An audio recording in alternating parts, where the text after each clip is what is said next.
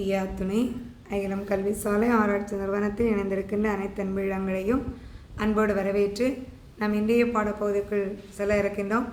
இன்றைய பாடப்பகுதி தினம் ஒரு வாழ்வியல் என்ற பகுதியில் இன்றைய தினம் நாம் பார்க்க இருப்பது எப்படி ஒழுக்கத்தோடு வாழ்வது, ஒழுக்கம் என்பது என்ன என்பதை பற்றி நாம் பார்க்க இருக்கின்றோம்.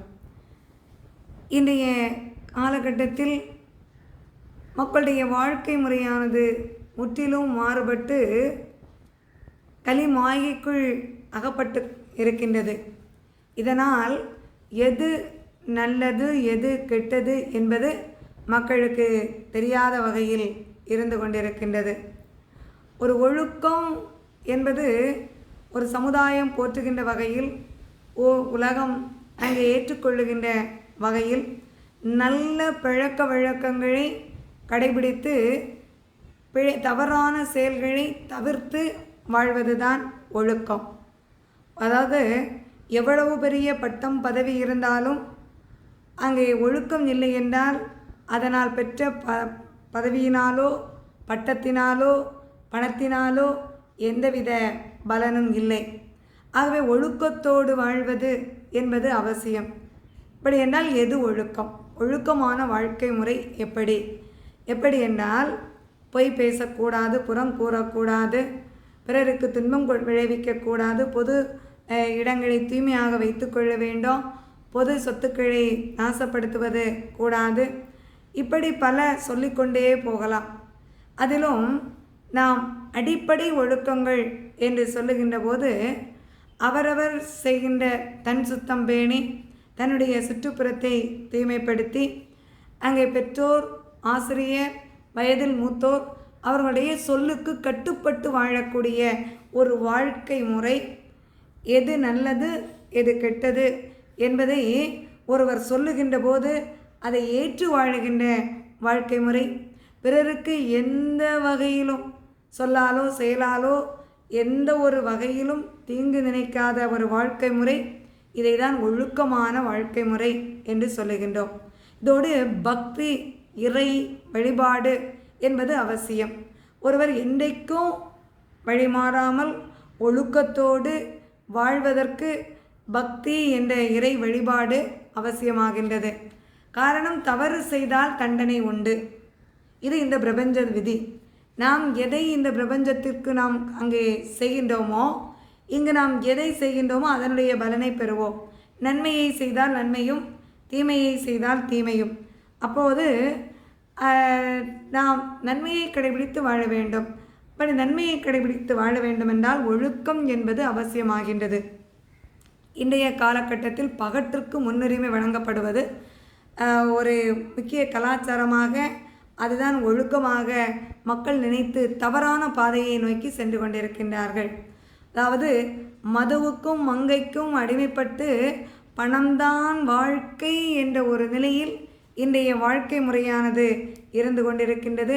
பணம் இருந்தால் எதையும் சாதித்து விடலாம் என்ற ஒரு கண்ணோட்டத்தோடு இந்த மக்களுடைய வாழ்க்கை இன்றைய கலி உலகில் இருந்து கொண்டிருக்கின்றது. இதனால் பொய் பேசுகின்றார்கள், பணத்திற்காக வேண்டி அங்கு கொள்ளையடிக்கின்றார்கள், கொலை செய்கின்றார்கள், தவறுதலாக பொறாமை எண்ணத்தோடு தவறான வார்த்தைகளை பேசுகின்றார்கள், கோல் மூட்டி குடிகளிக்கின்றார்கள். இப்படிப்பட்ட தவறான செயல்கள் இந்த சமுதாயத்தில் எழுந்து கொண்டிருக்கின்றது. இவற்றை மாற்றி நேரான, ஒழுங்கான, நெறியான வாழ்க்கை முறையில் செல்ல வேண்டும்.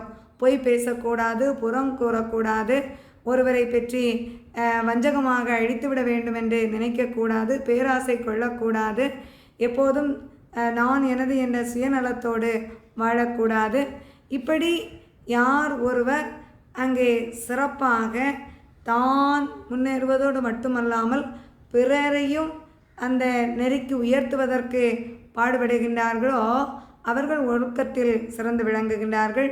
ஒழுக்கம் உடையவர்கள் எந்த நேரத்திலும் யாருக்கும் அணு அளவு கூட தீங்கு என்பது செய்ய மாட்டார்கள். இன்றைய சமுதாயம் சீரழிந்து கொண்டு செல்வதற்கு காரணம் பகட்டு, மது, மங்கைக்கு அடிமையாவது, இவையெல்லாம் தான் இன்றைய கலாச்சாரம், இன்றைய ஒழுக்கமுறை என்று மக்கள் வழிமாறி சென்று கொண்டிருக்கின்றார்கள். இதனால் தங்களுடைய சுய நினைவை இழந்து கொண்டிருக்கின்றார்கள். எது சரி எது தவறு என்று அங்கே தன்னைத்தானே கேள்வி கேட்டு அறிந்து கொள்ள முடியாத ஒரு கீழான நிலையில் இன்றைய சமுதாயம் சென்று கொண்டிருக்கின்றது. இந்த நிலையில் மாற்றப்பட வேண்டுமென்றால் தெய்வீகம் வேண்டும். காலையில் எழுந்து இறைவனை வழிபட்டு அதன் பிற்பாடு பெற்றோர்களை வழிபட்டு பெற்றோர் மூத்தோர் சொல்லுகின்ற சொல்லுக்கு கட்டுப்பட்டு வாழுகின்றவர்கள் ஒழுக்கமான நெறியோடு வாழ்வார்கள். ஏனென்றால் பட்டய கல்வியை விட இந்த அனுபவ கல்வி என்பது நமக்கு மிக உயர்ந்ததாக இருக்கின்றது. ஆகவே அந்த அனுபவ கல்வியை கற்றுக்கொண்டு ஒழுக்க நெறி தவறாமல் வாழ வேண்டிய கட்டாயத்தில் இருக்கின்றோம். மதுவை கைவிட வேண்டும். பெண்ணை பார்த்தவுடனே மயங்கி மோகத்திற்கு அடிமைப்பட்டு அந்த பெண்ணின் பின்னால் சென்று வாழ்க்கையை சீரழித்து கொண்டிருக்கின்ற அந்த பகட்டினை கைவிட வேண்டும். ஆடம்பர மோகத்தோடு செய்யப்படுகின்ற எல்லாவித செயல்பாடுகளையும் கைவிட வேண்டும். நண்பர்கள் என்ற போர்வையோ இருந்து கொண்டு தன்னோடு இருந்து தன்னையே அழித்து கொண்டிருக்கின்ற தீயவர்களை இனம் கண்டு ஒதுக்கி வாழ வேண்டும். நல்லவர்களோடு பழக வேண்டும். நல்லாரை காண்பதும் நன்றே, நல்லார் சொல் கேட்பதும் நன்றே, நல்லோரோடு சேர்ந்து இணங்கி வாழ்தலும் நன்றே என்று சொல்லுகின்ற அந்த முறைப்படி நல்ல சான்றாண்மை உடைய குணமுடையவர்களோடு சேர்ந்து வாழ்ந்து அங்கே நல்ல சிறப்பான ஒரு வாழ்க்கையை அமைத்து கொள்ள வேண்டும்.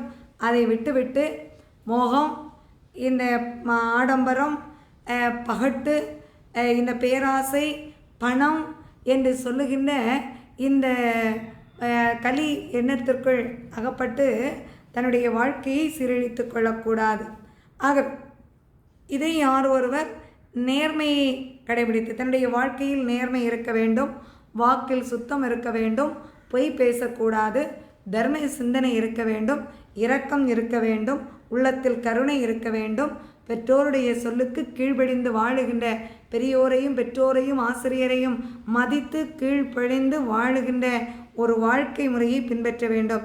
இதுதான் ஒழுக்கத்திற்கான ஒரு அடையாளமாக இருக்கும்.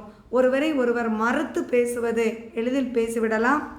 ஆனால் ஒருவருடைய மனதை காயப்படுத்தினால் அதனுடைய விளைவு அங்கே பல வித தீமைகளை கொண்டு சேர்ப்பதற்கு வழிவகுத்து விடுகின்றது.